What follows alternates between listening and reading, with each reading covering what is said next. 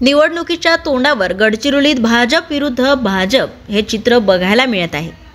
गडचिरोली विधानसभा क्षेत्राचे आमदार भाजप नेते डॉक्टर देवराव होळी यांनी आज एक पत्रकार परिषद घेत पक्षांतर्गत विरोधकांना लक्ष्य केले।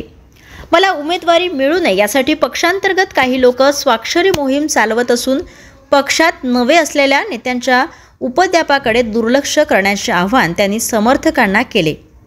या जागेवर आपण मोठ्या फरकाने निवडून आलो आहे। आता मला तिकीट मिळू नये असे प्रयत्न करणे म्हणजे पक्षाला कमकुवत करण्यासारखे असल्याचे डॉक्टर होळी म्हणाले।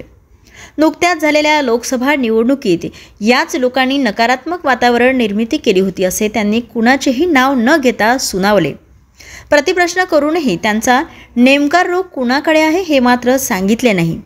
पदावर असलेल्या भाजपच्या लोकप्रतिनिधींनी अशी पत्रकार परिषद घेऊन वादाला तोंड फोडल्याने आश्चर्य व्यक्त केले जात आहे।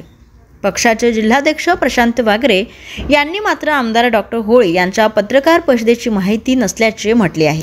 हा षडयंत्र पक्षामध्येच करता येईल तर पक्षाने नाही, विरोधकवाल्यांचा सुद्धा या ठिकाणी हात आहे, काही पदाधिकारी याच्यामध्ये हात आहे की जेणेकरून आपल्या सर्वांना माहीत आहे 2014-2019ला आपण एवढा मताधिकार निवडून आलेला आहे। कार्य कर्म कर्तृत्व नेतृत्व विकासाच्या मुद्द्यावर पार्टी ठरवेल ज्याला कोणाला तिकीट द्यायचं नाही द्यायचं ते सर्वे करेल। जो विनिंग कॅन्डिडेट आहे त्यांना 100% देईल।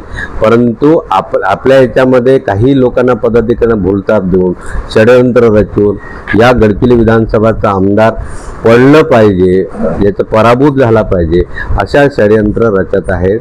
आणि हे तुम्ही बघितलं मागच्या लोकसभामध्ये सुद्धा अशीच प्रकारचं झालं। मग लोकसभामध्ये सुद्धा भारतीय जनता पार्टीचा पराभूत झाला आणि पराभूत होऊ नये म्हणून हा एक विधानसभाचा आमदार म्हणून मी एक पत्रकार परिषद घेतो की तमाम जनतेने याच्यापासून सावध राहावे, या भूलतापाला बळी पडू नका म्हणून मी आवाहन करत आहे। धन्यवाद।